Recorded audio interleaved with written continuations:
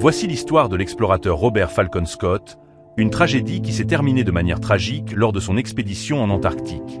En 1911, Scott, un officier de la Royal Navy britannique, partit en expédition avec un groupe d'hommes pour être le premier à atteindre le pôle Sud. Une course acharnée l'opposait à l'explorateur norvégien Roald Amundsen.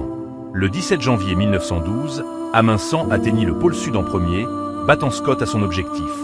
Malgré cette défaite, Scott et son équipe décidèrent de poursuivre leur expédition vers le pôle Sud dans des conditions extrêmement difficiles. Leur voyage de retour se transforma en un cauchemar. Les conditions météorologiques étaient terribles, avec des tempêtes de neige incessantes, et leur approvisionnement en nourriture se réduisait rapidement.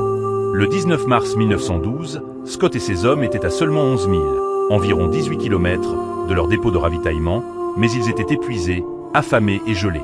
Le groupe mourut lentement, au fur et à mesure que la famine, le froid et l'épuisement prenaient leur péage. Avant de mourir, Scott écrivit dans son journal « Nous avons dû nous effondrer sur notre sort, mais nous n'avons pas abandonné ». Le corps de Scott fut retrouvé par une équipe de secours en novembre 1912, à plus de 8 mois de leur tragique disparition.